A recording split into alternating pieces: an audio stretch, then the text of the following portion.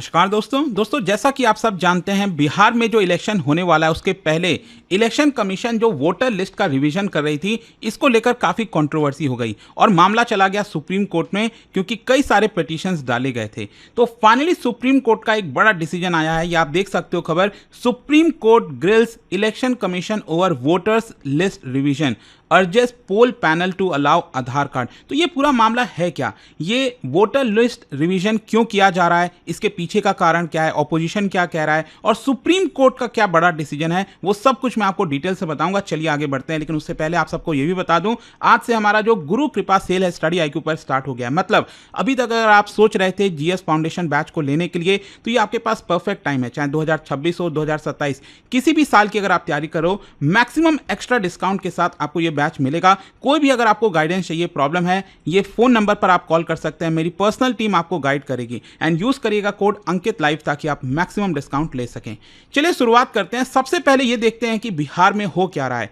देखिए, election commission of India ने एक नया वोटर रिवीजन स्टार्ट किया है। बेसिकली आप सब जानते होंगे कि अगर आपके पास मान लीजिए वोटर आईडी है या फिर कोई भी आईडी है, इसका मतलब ये नहीं है कि आप वोटिंग के दौरान वोट दे ही पाओगे। इंपॉर्टेंट ये है कि जो इलेक्टोरल रोल होता है, मतलब वोटिंग के पहले यहाँ पर इलेक्शन कमीशन के द्वारा ये पूरा लिस्ट जारी किया जाता है, अपडेटेड लिस्ट, जिसके अंदर नाम लिखा होता है। अगर आपका नाम उसके अंदर है तो ही आप वोट दे सकते हैं। तो यहां पर क्या हुआ है कि एक स्पेशल रिवीजन प्रोसेस स्टार्ट किया गया बिहार में चुनाव के जस्ट पहले, जिसका नाम है स्पेशल इंटेंसिव रिवीजन, SIR। ये बार बार न्यूज में आ रहा है तो ध्यान रखिएगा, ये स्पेशल इंटेंसिव रिवीजन है जिसके तहत इसको अपडेट किया जा रहा है। और ये बेसिकली अगर आप देखोगे तो इसको लेकर कंसर्न हो रहा है। कई सारे कंसर्न्स क्या क्या हैं, जैसे कि जो मार्जिनलाइज्ड वोटर्स हैं उसको एक्सक्लूड किया जा सकता है। बहुत से लोगों को इस वोटर लिस्ट से शायद बाहर कर दिया जाए। ट्रांसपेरेंसी नहीं है। यहाँ पर जो ID प्रूफ मांगा जा रहा है लोगों से वो भी काफ़ी कम है। मतलब बाकी कई जो आईडीज हैं वो एक्सेप्टेबल नहीं है। आधार हो गया, वोटर आईडी हो गया, तो इसको लेकर कंसर्न हो रहा है। फिर दूसरा यहाँ पर टाइमिंग को लेकर सवाल उठाया जा रहा है कि इलेक्शन से जस्ट पहले ही क्यों करना था। अगर ये करना था तो पहले भी कर सकते थे। और इसी को देखते हुए ऑपोजिशन के द्वारा और सिविल सोसाइटी ग्रुप्स के द्वारा कई पिटीशंस डाले गए सुप्रीम कोर्ट के अंदर और यहाँ पर मांग की गई कि इसको इमीडिएट बेसिस पर रोकना चाहिए। अदरवाइज जो वल्नरेबल ग्रुप्स हैं, दलित, आदिवासीज, माइनॉरिटीज, माइग्रेंट्स, उन सबको वोटर लिस्ट से हटाया जा सकता है। और इनफैक्ट आप देख सकते हो यहाँ पर जो पिटीशंस डाला गया है, करीब 10 के आसपास पब्लिक इंटरेस्ट लिटिगेशन ये सुप्रीम कोर्ट में फाइल किया गया, जिसके अंदर एक तो ADR है, एसोसिएशन फॉर डेमोक्रेटिक रिफॉर्म, कई पुराने जो सिविल सर्वेंट्स हैं वो हैं, और ऑपोजिशन के जो लीडर्स हैं, जो इंडिया ब्लॉक के लीडर्स हैं, कांग्रेस, RJD, उन्होंने यहाँ पर पिटीशन डाला। और उनका मेन कंप्लेन ये है कि ये जो इलेक्शन कमीशन के द्वारा किया जा रहा है इसका कोई लीगल बेसिस नहीं है। और यहाँ पर एक प्रकार से जो डॉक्यूमेंट्स मांगे जा रहे हैं उसमें आधार को भी शामिल नहीं किया गया है। अगर आप आधार को शामिल नहीं करोगे तो यहां पर बहुत से लोग एक्सक्लूड हो जाएंगे इस वोटर लिस्ट से और वो अपना वोट नहीं डाल पाएंगे। और इसके अलावा यहां पर जो वोटर वेरिफिकेशन है इसकी वजह से कई जगहों पर यहां पर बीजेपी को फायदा कराने की कोशिश की जाएगी। तो इसको लेकर कंप्लेंट्स डाला गया। इनफैक्ट आप देख सकते हो यहां पर ऑपोजिशन के द्वारा इसको वोट बंदी बोला गया कि यहां पर एक प्रकार से जो बीजेपी है, जो सेंट्रल गवर्नमेंट है, वो वोट बंदी करना चाह रही है, बहुत से लोगों को इससे हटाना चाह रही है। अच्छा, ये जो मैंने आपको बोला ना स्पेशल इंटेंसिव रिवीजन, ये एक्चुअली अगर आप देखोगे तो करीब 20-22 साल के बाद हो रहा है बिहार के अंदर। लास्ट टाइम ये 2002 के आसपास हुआ था। तो अब ये क्या है ना, ये स्पेशल इंटेंसिव रिवीजन का मतलब ये फोकस्ड अपडेट है इलेक्टोरल रोल का।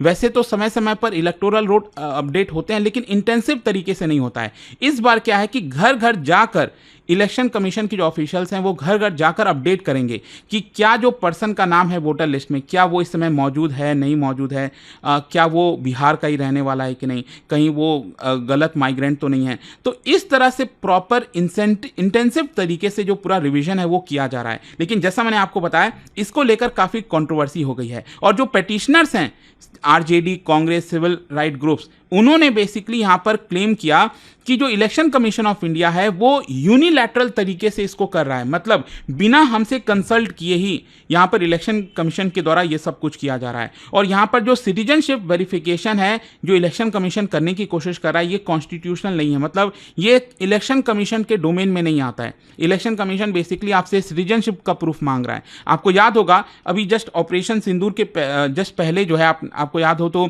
सरकार ने कई स्टेप्स लिए थे, जैसे कि जो पाकिस्तानी है भारत के अंदर वो वो वापस चले जाएं। तो उसी के दौरान पता चला कि एक जो पाकिस्तानी सिटीजन है उसने भारत के अंदर भी वोट दिया हुआ है।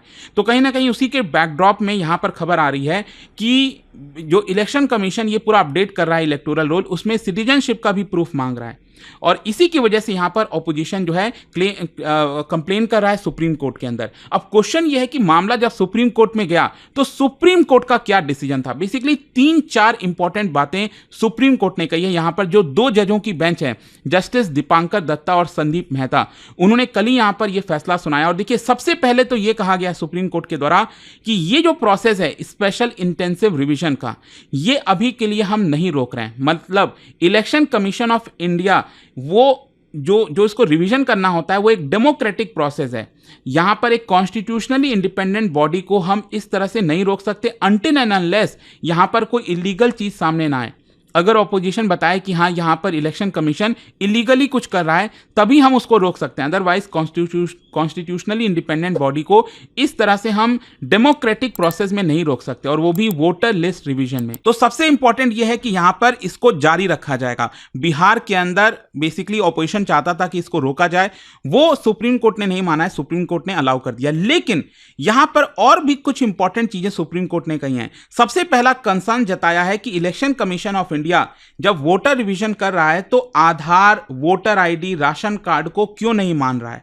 मतलब कि मान लो जब इलेक्शन कमीशन के ऑफिशियल जाएंगे किसी के घर पर और कहेंगे कि देखिए आपका वोटर लिस्ट में नाम है लेकिन आप हमें अपना सिटीजनशिप दीजिए, तो हर किसी के पास जरूरी नहीं है कि उसके पास डेट और मतलब बर्थ सर्टिफिकेट होगा, राइट। तो उस केस में मान लो अगर वो पर्सन आधार दे रहा है, वोटर आईडी दे रहा है, राशन कार्ड दे रहा है, तो वो भी मान्य होना चाहिए, ये सुप्रीम कोर्ट का कहना है।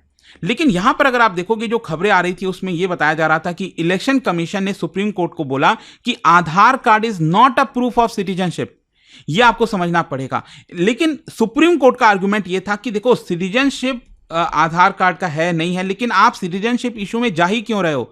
यह basically ministry of home affairs के डोमेन में आता है, आपको इसके अंदर जाने का हक नहीं है। तो एक प्रकार से देखो सुप्रीम कोर्ट ने निर्णय नहीं लिया है, लेकिन हाँ एक डायरेक्शन दिया है। सुप्रीम कोर्ट के ऑब्जर्वेशन में यह बोला गया है कि इलेक्शन कमीशन को ये आईडीज को भी एक्सेप्ट करना चाहिए, आधार, वोटर आईडी, राशन कार्ड। अगर वो नहीं करेंगे तो इसकी वजह से जो कई सारे गरीब हैं, कई मार्जिनलाइज सिटीजन हैं जिनके पास सिटीजनशिप का प्रूफ नहीं है, वो वोटर लिस्ट से बाहर हो जाएंगे।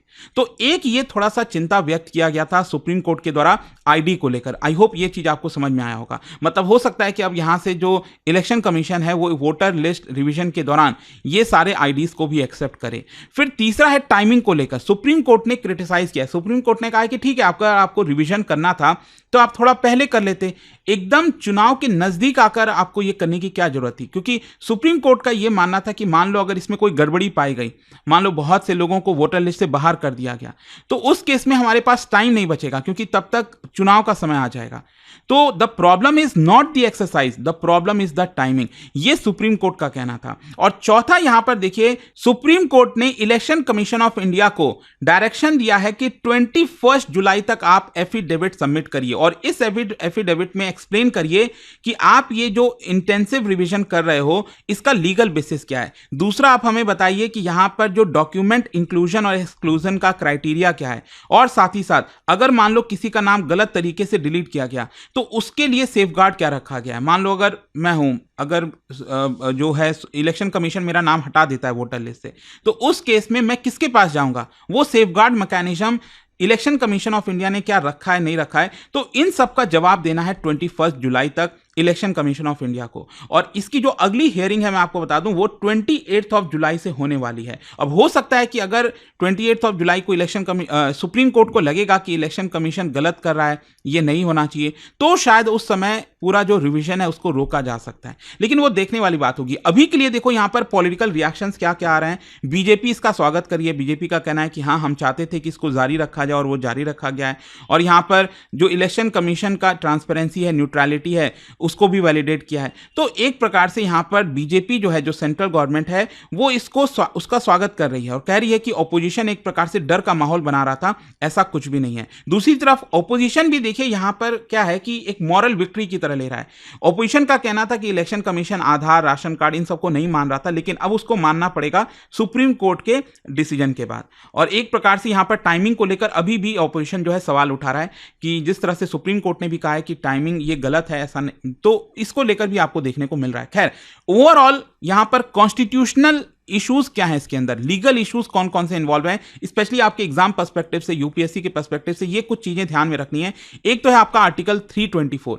यहां पर आर्टिकल जो है वो एम्पावर करता है इलेक्शन कमीशन ऑफ इंडिया को कि हमारे देश में इलेक्शन हो, इलेक्टोरल रोल का मैनेजमेंट हो। तो जब आपके एग्जाम में आएगा ना इलेक्टोरल रोल रिवीजन वगैरह से रिलेटेड, तो ये आपका आर्टिकल 324 में मेंशन है। ये कॉन्स्टिट्यूशनली मैंडेटेड है इलेक्शन कमीशन के लिए। दूसरा है आपका रिप्रेजेंटेशन ऑफ पीपल्स एक्ट 1950 और 51, जिसमें जो प्रोसीजर है इलेक्टोरल रोल प्रिपरेशन का, रिवीजन का, वो आपका डिफाइन किया गया है प्रॉपर तरीके से। और जहां तक सवाल है राइट टू वोट का, तो ध्यान रखिएगा ये फंडामेंटल राइट नहीं है। एक बार सवाल भी आया था यूपीएससी में, ये बेसिकली आपका कॉन्स्टिट्यूशनल और स्टैट्यूटरी राइट है।